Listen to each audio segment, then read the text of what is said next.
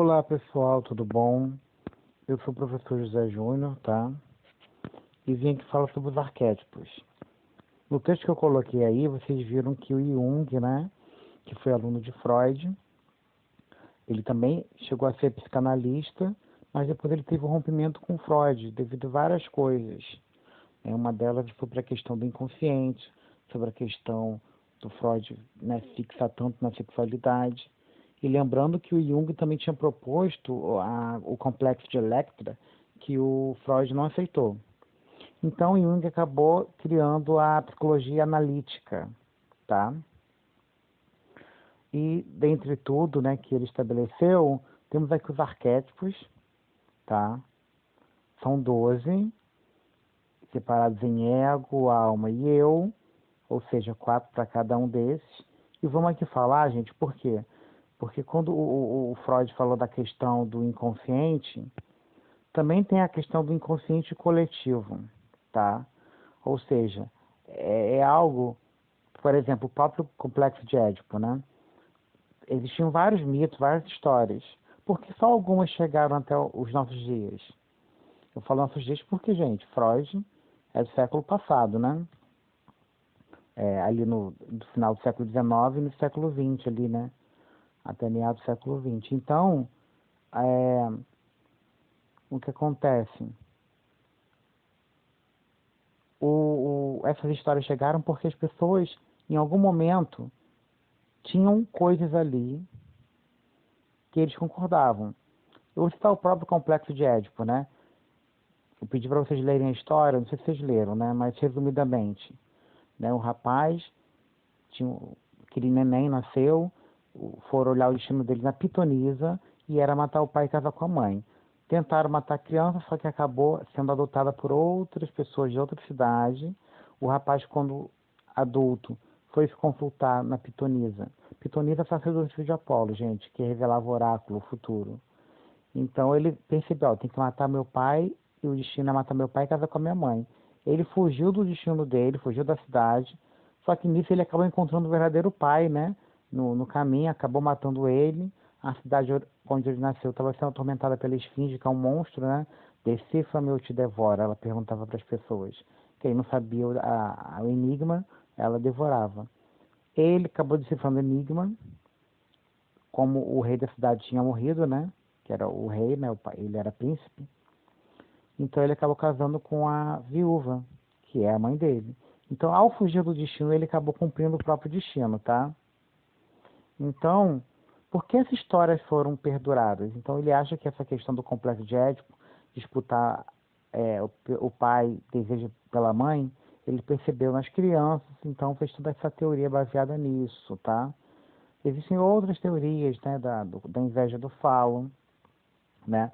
É claro, gente, Freud é um homem, então ele está olhando ali, ó, ele acha que a mulher, né, não tem ali, o sexo dela é para dentro, o homem o sexo é para fora. Todo mundo valoriza o pênis, né? Acho que até hoje, né, a pessoa quando tem um filho homem, fica ali valorizando o pênis, que é grande ou não é, que vai comer todo mundo. E da menina sempre pedindo para ela esconder e tal. Então tudo isso, essa valorização, a mulher percebe que tem algo ali, que ela tem essa inveja. Ele usa inveja do falo, gente, mas é inveja da própria sociedade que faz a mulher, ainda mais na época do Freud, né? A mulher ser inferior nesse sentido, né? A mulher não é inferior, mas as pessoas colocam como se fosse. Porque não é, o homem pode tudo, ainda mais nessa época aí, né? Então, na minha interpretação, não é uma questão só do homem ter um pênis, né? Uma coisa para fora, um sexo que aparece e a mulher não ter, né? Como ele coloca ali. Então ele vai falar que a mulher vai crescer com o homem tem desejo pela mulher. A mulher vai ter desejo de possuir o pênis, no sentido de querer o pênis para ela. Finalmente eu tenho. E isso só vai se concretizar no que ele chama de falo, né? Que é o objeto de poder. Quando ela fica grávida, a mulher, aí finalmente ela é o centro das atenções, que todo mundo fica em volta dela, da barriga. Então seria o falo feminino, o feto, tá? Então, gente, vamos prosseguir aqui, porque aí falamos de Freud um pouco, tá? Da psicanálise. Vamos aqui para o Jung da psicologia clínica, analítica. Então vamos falar rapidamente aqui dos arquétipos, tá? Que é uma questão que vai cair na prova. Gente, esses arquétipos, eles vão estar na maioria das coisas. Nas histórias, nos filmes, em tudo. Talvez não os 12, tá? Nas mitologias, mas vai ter alguma coisa aí. Então ele vai perceber que tem essa repetição, tá? Quando vai olhar para as religiões, vai olhar para as histórias, tem sempre essa repetição desses arquétipos. Tudo bem? Então vamos analisar aqui, ó. Inocente, livre para ser você e eu, chegar ao paraíso. Claro, chegar ao paraíso ele está pensando no contexto cristão, mas pode ser chegar, né, a um lugar sagrado. Objetivo, ser feliz. Medo, ser punido. Fazer coisas certas da estratégia. Fraqueza, porque é aquela coisa chata da pessoa inocente, ingênua. O seu talento é ser otimismo. Gente, o inocente também pode ser a pessoa utópica, a pessoa ingênua, santa, romântica, sonhadora, virgem no sentido de pureza também, tá? Então, essas características a gente vê muito aí, né? Em alguns filmes, alguns contos, tem uma pessoa, né, às vezes, nessa característica, né? Então, vamos perceber aí se realmente tem.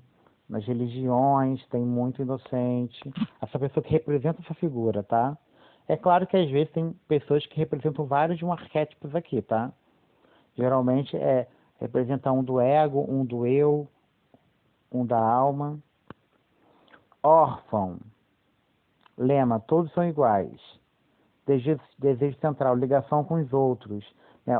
O órfão, ele não ele é sem pai, né? Sem mãe. Então, o objetivo é fazer parte. Não quer ficar de fora, é o medo dele. Se destacar da multidão, né? Ficar longe das pessoas. Ele quer desenvolver ideias sólidas, virtudes comuns. A fraqueza, perder o seu próprio eu. Porque geralmente a pessoa órfã, ela não tem essa ligação de, parece com o pai, meus antepassados. A pessoa perde essa ligação, que ela fica perdida. Eu adoro saber quem são meus antepassados. Eu já cheguei a pesquisar minha árvore genealógica, então eu sei, né? Pô, tem histórias aí né, minha tia-avó era uma indígena pega no mato. Então, você fica sabendo das histórias, você se conecta com o passado. O órfão fica perdido mesmo, tá? Mas aí também pode ser conhecido como bom menino, boa menina, o bom velhinho. São figuras que nem sempre na história vai aparecer o órfão, a órfã, mas pode estar representado por esses tipos de pessoas, né? Que simbolizam essa questão toda, tá? Herói e heroína. Isso aí é fácil de identificar também, né? Quer provar o valor, tem domínio sobre alguma coisa, quer melhorar o mundo, né? O maior medo, a vulnerabilidade. Alguns, né, heróis têm uma fraqueza ali, um ponto fraco. A covardia, gente. A pessoa, às vezes, quando a gente fala de herói, a herói também tem medo. Né? A covardia não é ao contrário da fraqueza, da coragem, tá? A coragem é o equilíbrio. Porque excesso de coragem, a pessoa fica imprudente. Então, a imprudência que é o oposto da covardia, a coragem seria o equilíbrio. Eu estou falando segundo Platão, né?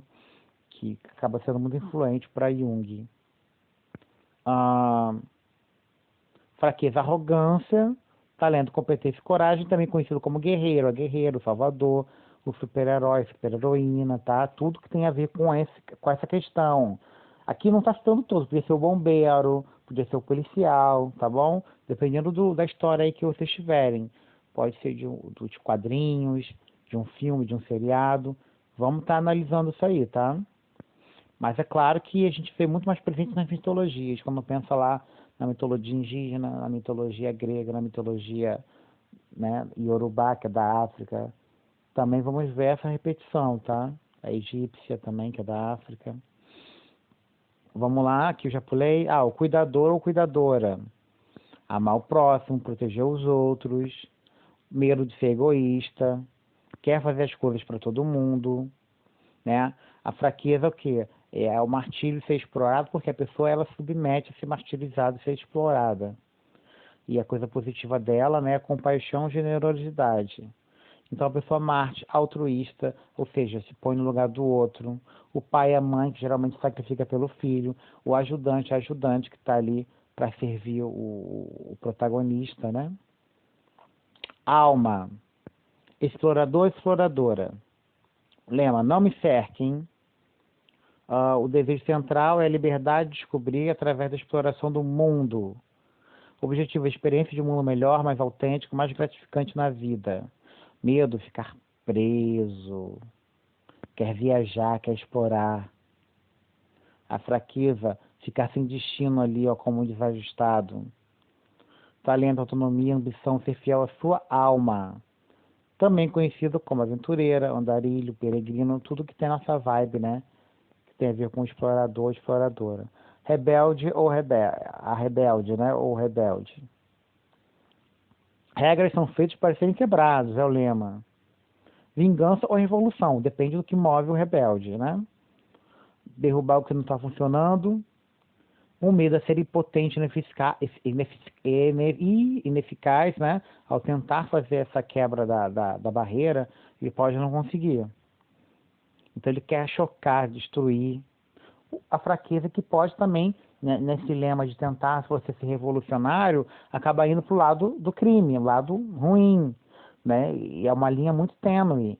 Você está ali, quem vai muito em manifestação, que luta por uma causa, né? Você está ali lutando para derrubar um governo e tal. Ali você, naquele furor todo, não sei se você já foi em manifestação, gente, mas eu já fui em várias, na época da faculdade, até, eu acho que a última manifestação que eu fui foi a da Dilma, fora a Dilma. Mas a gente sabia que ia tirar a Dilma e ia botar uma coisa pior. Enfim, eu tava lá, eu sempre ia de patins, aquela coisa toda. Parece que em um momento a gente é forçado para fazer uma coisa bem louca, entendeu? Eu nunca cheguei a fazer nada demais, mas a vontade estava ali. Então, às vezes, eu via pessoas quebrando coisas e eu meio que entendia o porquê, porque você tá tão ali, com tanta coisa ruim acontecendo no país, você fica. Parece que tudo vai ao máximo e você fica com vontade de fazer várias coisas, entendeu? É como se fosse um momento, você fazendo história. É uma coisa muito louca. Mas aí você tem um equilíbrio para nunca cometer um ato infrator e ser preso, né, por ter machucado alguém, por ter quebrado algo. Então, por isso eu nunca fui preso, eu nunca cruzei essa linha. Mas eu entendo que nesse movimento a pessoa tem que ter muito equilíbrio, tá? Por isso também é conhecido como ilegal, revolucionário, iconoclasta. Gente, iconoclasta, quem não sabe, é a pessoa que é contra a ícones, né? Contra a idolatria de algum ícone, de alguma veneração a alguém. Se a gente achar que não existe salvador da pátria, né? Entender que o presidente, um governante, é alguém que está ali, mas a criação do conjunto que faz a mudança. Não é uma pessoa como se fosse salvador da pátria. A gente vivemos numa república. Então, enfim. Amante ou amante. Gente, quando fala de amante, eu sei que nós temos a ideia atual de que é a pessoa que faz a pessoa casada atrair, a pessoa que namora atrair, tá? Mas aqui o amante é o sentido da pessoa que ama. Então todo mundo que ama alguém é o amante, que tem essa troca de amor, tá? Não é exatamente a pessoa que é o alvo da traição. A pessoa que ama, correto? Por isso aqui quando a gente vai falar do também conhecido como, fui lá para cima, também conhecido como, cadê? Cônjuge, parceiro, amigo íntimo, sensualista, tá? Tudo a ver com essa coisa, não exatamente a pessoa que trai. Às vezes na história aí da novela, do livro, né, da mitologia, vai ter esse papel. O amante vai estar nessa pessoa que é alvo de traição, mas não sempre. É uma pessoa muito sensual, a pessoa que está voltada para a questão da beleza, né? Que tá ali, ó. Mas não só isso também. Ela pode ser atraente tanto fisicamente como emocionalmente, tá? Quer agradar todo mundo, tá? O talento é paixão, compromisso, medo de ficar sozinho, de não ser desejado, de ser mal amado. Então a pessoa lá, o que caracteriza esse arquétipo, né, que vocês vão encontrar, é exatamente isso. Criador ou criadora, a pessoa que cria, não só no sentido do criador como se fosse numa mitologia, né? A pessoa que criou tudo. Sempre tem na mitologia um ser que criou tudo. Pode ser, mas também é no sentido de, em outros, dependendo de onde você achar, onde você está trabalhando os arquétipos, pode ser no sentido de ser um artista, uma pessoa que inventa, uma pessoa que inova. Criador também nesse sentido, tá? Não só de criador da história. É o criador, a pessoa que cria algo ali dentro do contexto, né? Pessoa que tem imaginação, é uma pessoa voltada para a cultura. Tudo bem? O vídeo está ficando um pouco grande. Vamos acelerar aqui. Falta o último, né? Agora vamos pro eu, os 4 últimos, tá? Tolo e tola. A pessoa engraçada, a pessoa que é palhaça, a pessoa boba. Pode ser também no sentido de inocente, sabe assim, né? A boba porque é uma pessoa assim, meio fora da realidade. Mas na verdade a estratégia ela quer ser engraçada, ela quer animar, ela quer divertir, tá? Mas aí ela tem medo de que com essa diversão acaba chateando alguém. Porque ela é muito alegre. Também é conhecido como bobo da corte, malandro, palhaço, comediante, né? Essa característica, é como se fosse numa história o alívio cômico. Uma novela, um filme, sempre tem um alívio cômico, né? Então você percebe esse arquétipo aí do tolo. Sábio ou sábia? A pessoa que é inteligente, ele é aquela pessoa que é mestra, pode ser um conselheiro, uma conselheira, né? Pode ser um detetive, um professor, um mentor, um filósofo, um pensador ou pensadora, uma pessoa que está ali para orientar o personagem, orientar alguém ali na história, se for uma mitologia, né? Se for um contexto religioso, sempre tem a figura sábia, né? Que está ali fazendo tudo ser refletido, que tem aquela palavra de sabedoria. Penúltimo, o mágico ou a mágica, tá? É aquela pessoa que geralmente tem um poder extraordinário. É claro que quando a gente fala de mitologia, são vários deuses, todos têm poderes, aí fica difícil identificar o mágico. Então provavelmente você não pode, talvez você não tenha essa figura ali. Mas quando você está numa história um pouco mais realista e tem essa figura mais excêntrica, né? Que também não necessariamente precisa ter uma magia fora do normal, às vezes essa magia pode estar numa questão, numa pessoa que tem um conhecimento, por exemplo, um curandeiro. Um curandeiro não é necessariamente uma pessoa que tem poderes fora do comum, é pessoas que têm conhecimento de ervas, tá? Mas ela está associada a essa pessoa que está fazendo algo que ninguém conhece. Tudo bem? Então, assim, imagine numa época mais remota, que muitas mulheres eram queimadas por serem consideradas bruxas, na verdade elas tinham conhecimento de erva, conhecimento de uma medicina. Então, como ninguém entendia aquilo, eram vistas, né? Pessoas antes de existir a profissão química, né? Os químicos, tinha uma coisa anterior a isso, né? A busca da pedra filosofal era feita por quem? Então, eram cientistas remotos que faziam testes com vários aparelhos que a pessoa entendia como magia, que na verdade era tecnologia. Vamos lá para o último, governante ou governante, que pode ser um rei, uma rainha, né? Um político. A pessoa tem o controle do poder, o poder é a única coisa para ela, mas o caos, a destruição pode vir. A fraqueza é o autoritarismo, o talento é a responsabilidade, a liderança. É claro que aqui ele está pensando numa pessoa que chega no poder por seus próprios méritos, por sua própria conquista. No nosso atualidade, existem muitos governantes que chegam lá por voto. Mas até por chegar por voto, a pessoa, a gente imagina que ela tem que ter alguma liderança ali para poder as pessoas quererem votar nela e colocá-la no poder, né? Só que com muito poder, a pessoa está com uma situação complicada nas mãos, né? Ela pode perder esse controle e acaba virando uma coisa ditatorial, né? Achar que ela manda sozinha. Então é muito complicado. Já ouviu aquela frase? Conhece alguém líder poder?